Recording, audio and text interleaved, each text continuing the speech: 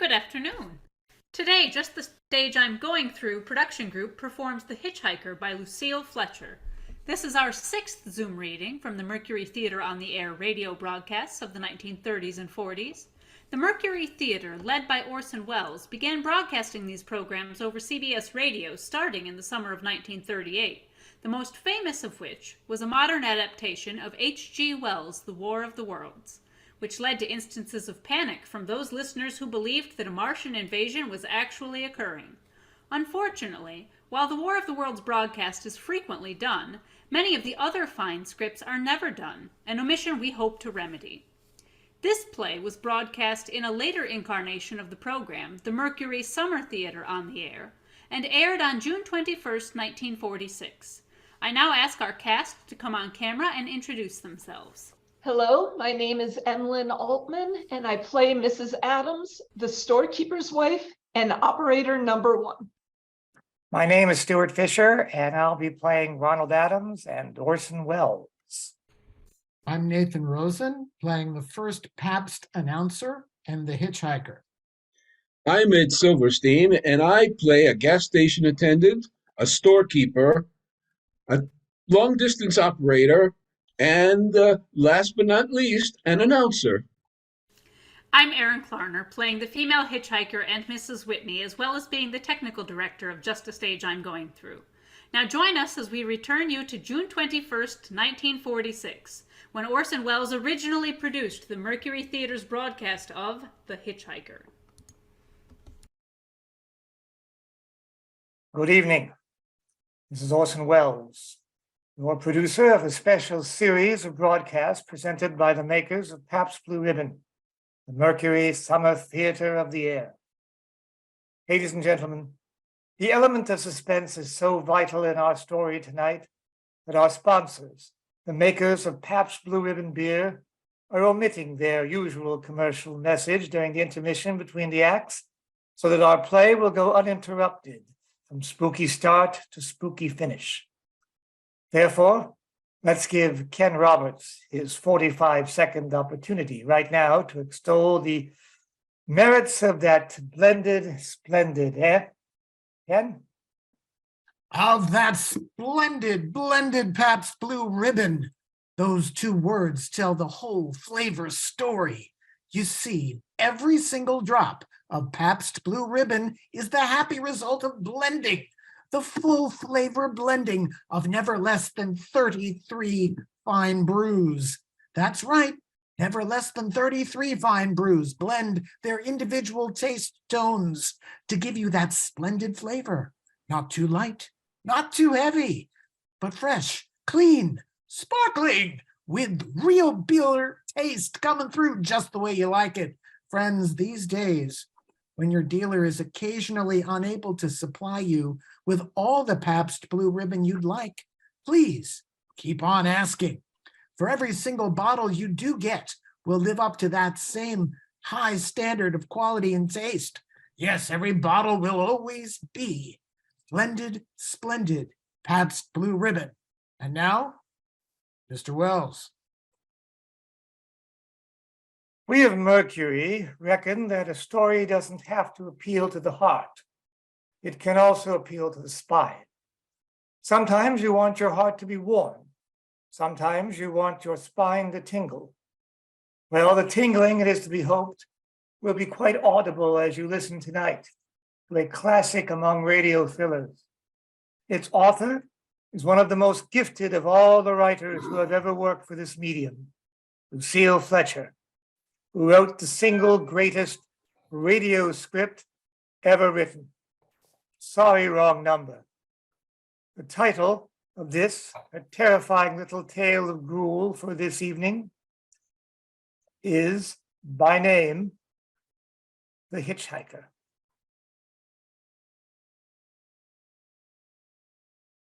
I'm in an auto camp on Route 66, just west of Gallup, New Mexico. If I tell it, maybe it will help me. It will keep me from going crazy. But I must tell this quickly. I'm not crazy now. Oh, I feel perfectly well, except I'm running a slight temperature. My name is Ronald Adams. I'm 36 years of age, unmarried, Tall, dark. I drive a 1940 Ford V8, license number 6V7989. I was born in Brooklyn. All this I know. I know I'm at this moment perfectly sane, that it is not me, that's me that's gone mad, but something else, something utterly beyond my control. But I must speak quickly. At any moment, the link with my life may break. This may be the last thing I ever tell on earth. Last night I ever see the stars. 6 days ago, I left Brooklyn to drive to California. Goodbye, son. Good luck to you, my boy. Oh, goodbye, Mother. Here, give me a kiss and then I'll go. I'll come out with you to the car. Oh, it's raining. Stay here at the door. Hey, what's this? Tears? Oh, it's just the trip, Ronald. I wish you weren't driving. Well, Mother, there you go again. People do it every day. I know, but you'll be careful, won't you? Promise me you'll be extra careful. Don't fall asleep or drive fast or pick up any strangers on the road. Strangers, don't you worry. There isn't anything that's going to happen. It's just 8 days of perfectly simple driving on smooth, decent, civilized roads with a hot dog or a hamburger stand every 10 miles. I was in excellent spirits. Drive ahead, well, even the loneliness seemed like a lark. But I reckoned without him. Crossing Brooklyn Bridge that morning in the rain, I saw a man leaning against the cables. He seemed to be waiting for a lift. There were spots of fresh rain on his shoulders. He was carrying a cheap overnight bag in one hand. He was thin, nondescript, with a cap pulled down over his eyes. He stepped off the walk, and if I hadn't swerved, I'd have hit him. I almost did. Almost did hit him. Now, I would have forgotten him completely, except that just an hour later, while I was crossing the Pulaski Skyway over the Jersey Flats, I saw him again. Well, at least he looked like the same person. He was standing now with one thumb pointing west. I couldn't figure out how it got there. I thought, well, maybe one of those fast trucks had picked him up, beat me to the Skyway, and left him off. I didn't stop for him. Then, late that night, I saw him again. It was on the new Pennsylvania Turnpike between Harrisburg and Pittsburgh. It's 265 miles long with a very high speed limit. I was just slowing down for one of the tunnels, and I saw him standing under the arc light by the side of the road. I could see him quite distinctly.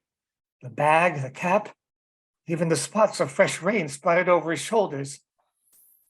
He hailed me this time. Hello? Hello?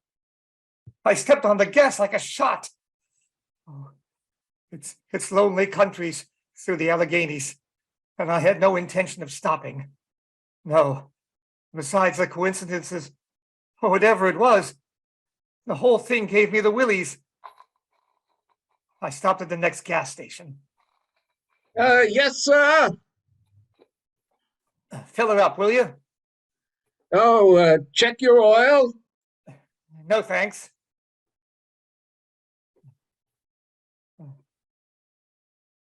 Nice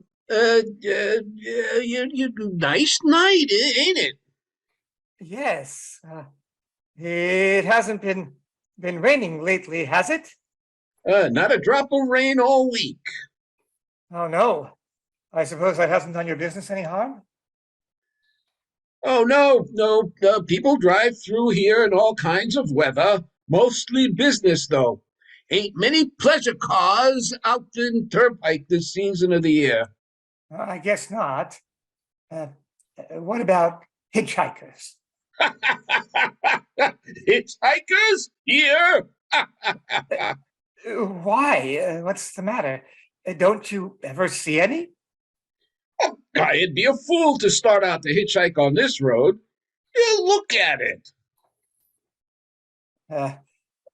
You mean you never see anybody? No, no. Maybe they get a lift before the turnpike starts. I mean, just before the toll house. But then it's a mighty long ride. Most cars wouldn't pick up a guy for that long a ride. This is pretty lonesome country here. Mountains and woods. You ain't seen nobody like that, have you? No. It's just a technical question. Oh, I see. Well, that'll be $1.49 with the tax. The thing gradually passed from my mind as a coincidence. I had a good night's sleep in Pittsburgh. I didn't think about the man at all again the next day until, well, I got just outside Zanesville, Ohio. I saw him again. It was a bright, sunshiny afternoon. Peaceful Ohio fields, brown with the autumn stubble, lay dreaming in the golden light. I was driving slowly, drinking it in, when the road suddenly ended in a detour. In front of the barrier, he was standing. Yes, he was. Well, let me explain before I go on his appearance. I repeat, there was nothing sinister about him. No, he was as drab as a mud fence, nor was his attitude menacing. He merely stood there waiting, almost drooping a little, a cheap overnight bag in his hand. He looked as though he'd been waiting there for hours, and he hailed me. He started to walk forward. Hello? Hello? I stopped the car, of course, for the detour. For a few minutes, I couldn't seem to find a new road. I realized that he must be thinking that I'd stop for him. Hello? No, not just now. I'm sorry. Going to California? No, not today. The other way. I'm going to New York. Sorry. After I got the car back on the road again, I felt like a fool. Yet the thought of picking him up, of having him sit beside me, was somehow unbearable. And at the same time, I felt more than ever unspeakably alone. Hour after hour went by. The fields, the towns, the ticked off one by one. The lights changed. I knew now that I was going to see him again. And though I dreaded the sight, I caught myself searching the side of the road, waiting for him to appear.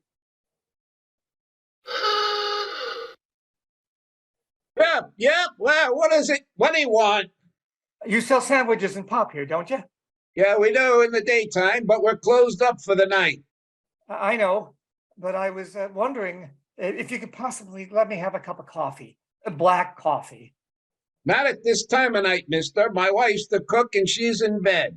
Well, now, listen. Just a minute ago, there was a man standing right here, right beside here. He was a very suspicious looking man. Henry! Who is it, Henry? It's nobody, Mother. Just a fellow thinks he wants a cup of coffee. Go back in bed. I don't mean to disturb you, but you see, I was just driving along, and when I just happened to look, and there he was. What was he doing? Nothing. You've been hitting the bottle. That's what's the matter with you. You got nothing better to do than wake decent folk up out of their hard-earned sleep. Now get going. Go on. It looked like as he was gonna rob you. I ain't got nothing in this den to lose. Now on your way before I call Sheriff Polk.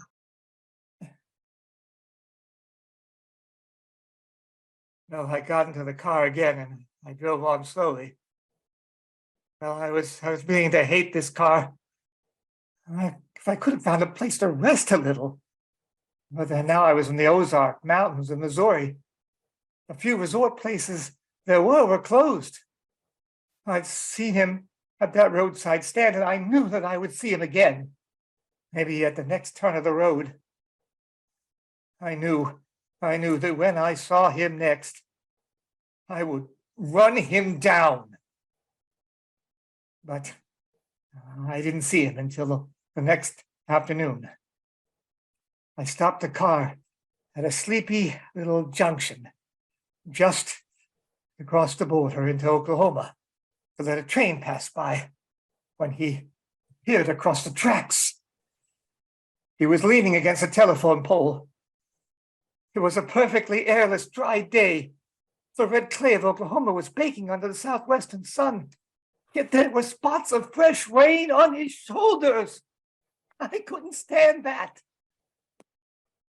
Without thinking, blindly, I started the car across the tracks. He didn't even look up at me. He was just staring at the ground. I stepped on the gas hard, veering the wheel sharply toward him. Oh, I could hear the train in the distance now, but I didn't care. Then something went wrong with the car. It stalled right on the tracks. The train was coming closer. I could hear its bell, its cry, its whistle, crying. And still, he stood there. Now I knew he was beckoning. He was beckoning.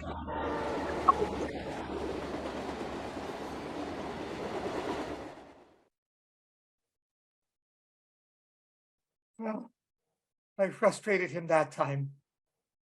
The car started. It worked at last. I managed to back up, but after the train had passed, he was gone. And I was all alone in the dry afternoon. After that, I knew I had to do something. I didn't know who this man was or what he wanted of me. I only knew that from now on, I mustn't let myself be alone on the road for 1 minute. Oh, hello there. Hello, would you like a ride? Oh, what do you think? How far are you going?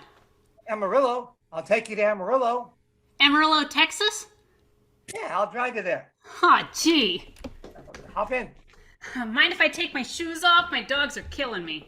Oh, no, go right ahead. Aw, gee, what a break this is. Swell car and a decent guy driving all the way to Amarillo. All I've been getting so far is trucks. Hitchhike much? Sure. Only it's tough sometimes in these great open spaces to get the breaks. Yeah, I think it would be. But I'll bet, though, if you got a good pickup and a fast car, you could get to places faster than, well, say another person in another car. I don't get you. Well, you take me, for instance. Suppose I'm driving across the country at a nice steady clip of about 45 miles an hour. And couldn't a girl like you, just standing beside the road waiting for lifts, beat me to town after town, provided she got picked up every time in a car that was doing 65 or 70 miles an hour? Yeah, I don't know. Maybe she could, maybe she couldn't. What difference does it make? Oh, no difference. It was just a crazy idea I had sitting here in the car. Imagine spending your time in a swell car thinking of things like that. Well, what would you do instead? What would I do? If I was a good-looking fellow like yourself, I'd just enjoy myself every minute of the time. Sit back and relax, and if I saw a good-looking girl on the side of the road, hey! Did you see him too? See who? That man, standing beside the barbed wire fence. I didn't see anybody. You're right there. It was nothing. It's just a barbed wire fence. What do you think you were doing trying to run into that barbed wire fence? There was a man there, I tell you. A thin, gray man with an overnight bag in his hand. I was trying to run him down. Run him down? You mean kill him? I'm trying to get rid of him, or just to prove he's real. But you say you didn't see him back there. You sure? I didn't see a soul. As far as that's concerned. Well, watch for him. Watch for him the next time, and keep watching. Keep your eyes peeled on the road. He'll turn up again, maybe any minute. Oh, there, right now. How's the store work? I'm getting out of here! Did you see him that time? Did you see him? No, I didn't see him that time, and personally, mister, I don't ever expect to see him. All I want to do is go on living, and I don't see how I will very long driving with you. Look, I'm sorry. I don't know what came over me. Please don't go. If you'll excuse me. Please, you can't go. Listen, you'd like to go to California. I'll drive you all the way to California. Seeing pink elephants all the way, and no thanks. Listen, please, just 1 minute. You know what I think you need, big boy? Not a girlfriend, just a dose of sleep. There, I got it now. No, you can't go. You leave your hands off of me! Do you hear me? You leave your hands off of me! I'm back here. Erin! She ran from me as if I were some kind of a monster. A few minutes later, I saw a passing truck pick her up. I knew then that I was utterly alone. I was in the heart of the great Texas prairies. There wasn't a car on the road after the truck went by. Tried to figure out what to do, how to get a hold of myself. I could find a place to rest, or even if I could sleep right here in the car, just a few hours.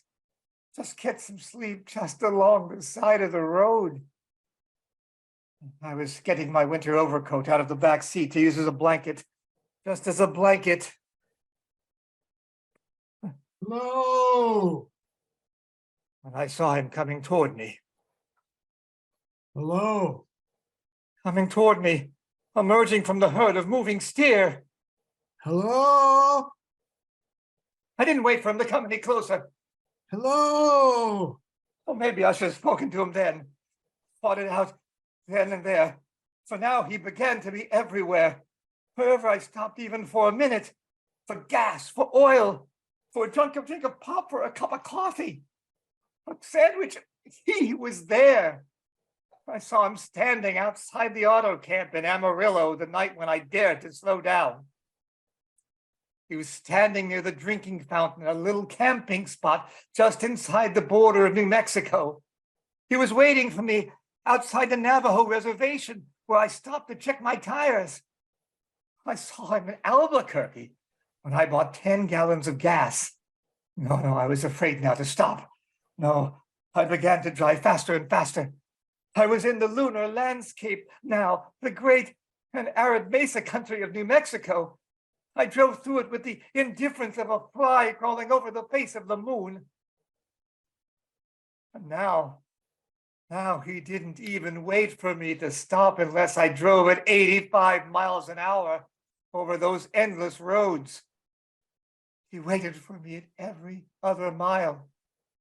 I could see his figure, shadowless, flitting before me, still in its same attitude over the cold and lifeless ground, flitting over dried up rivers, over broken stones cast up by old glacial upheavals, flitting in the pure, cloudless air.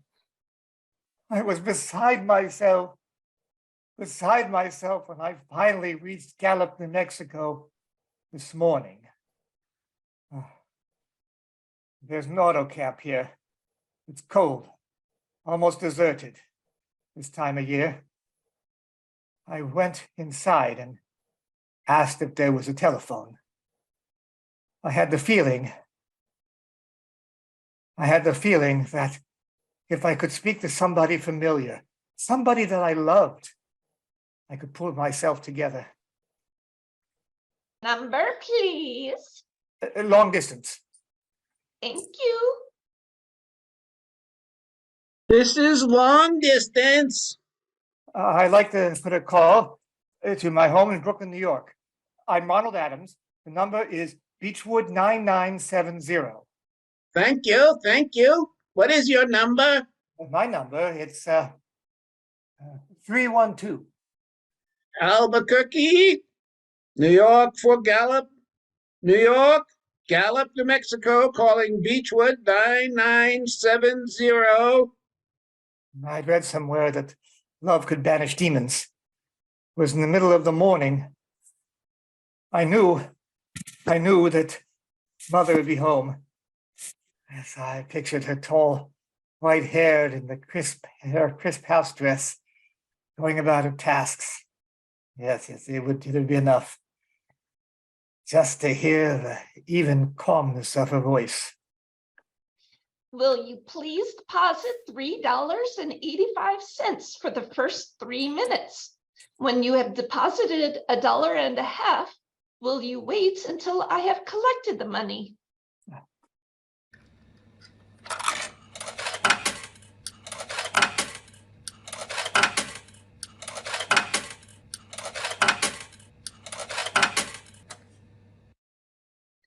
All right, deposit another $1.50.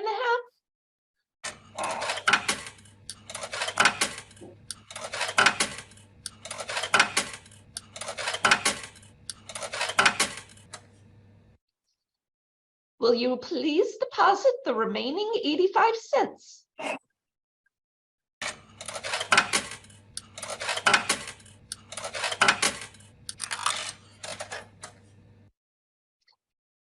Ready with Brooklyn? Go ahead, please. Hello?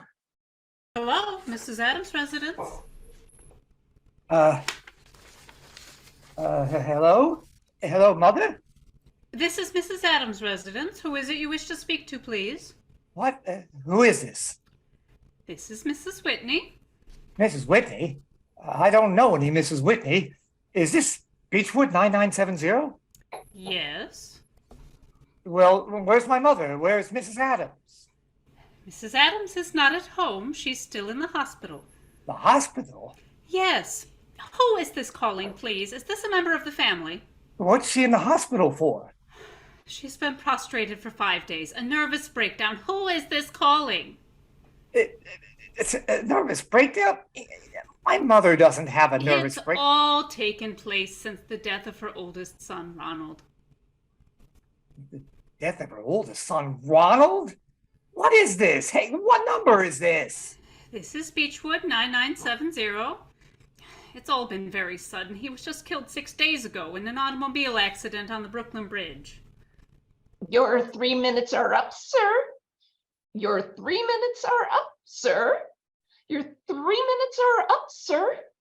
Sir, 3 minutes are up. Your 3 minutes are up, sir. And so I'm sitting here in this deserted auto camp in Gallup, New Mexico. And so I'm trying to think. I'm trying to get a hold of myself. Otherwise I'll go crazy.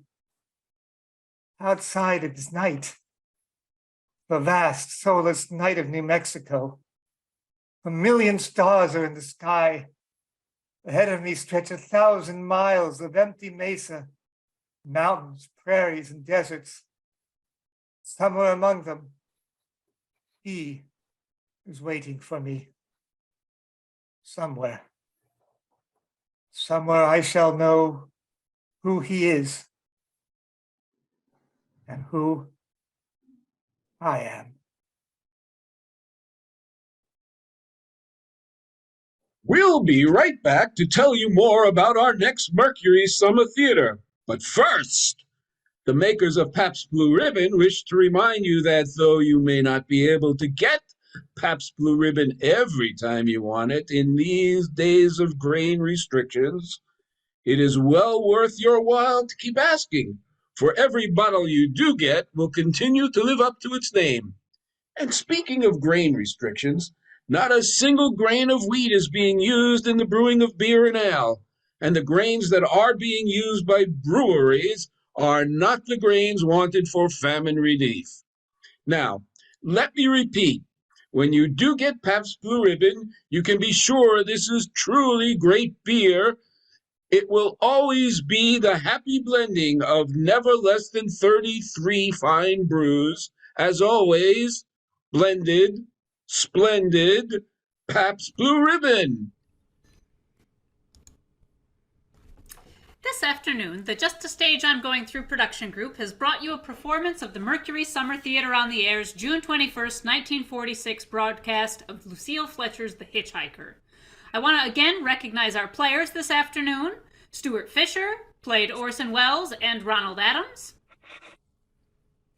Nathan Rosen was the first Pabst announcer and the Hitchhiker. Emlyn Altman played Mrs. Adams, the storekeeper's wife and operator number 1. Ed Silverstein played the gas station attendant, the shopkeeper, operator number 2, and the second Pabst announcer. And I'm Erin Klarner, and I played the female hitchhiker and Mrs. Whitney. Now to announce our upcoming productions, here is our producer and director, Stuart Fischer. Thank you, Erin. Next up, Just a Stage I'm Going Through presents a special Zoom reading of September 11th Was a Tuesday, a full-length play by Stephen LaRock about the aftermath of the September 11th terrorist attacks on the Pentagon for 3 employees who survived. This play was first performed professionally at Quotidian Theater Company in Bethesda, Maryland in 2004. As a copyrighted work, this performance will only perform live on Sunday, January 22nd, 2023 at 2 p.m. Eastern. Unlike our previous performances, including this one, this reading, the reading of September 11th Was a Tuesday, will not be publicly available on YouTube afterwards. So the only way to see this performance will be live on January 22nd. Our last 2 Zoom readings of the season after that will be a reproduction of a Mercury Theater radio play of Jane Eyre on Sunday, February 12th, 2023, and the world premiere of A Final Shabbos, a one-act play by Paul Marsh on March 5th, 2023. We hope that you will join us for each of these presentations, and we hope that you enjoyed the performance today. For Just a Stage I'm Going Through, I'm Stuart Fischer, and for myself and all of the cast and our crew, thank you and good afternoon.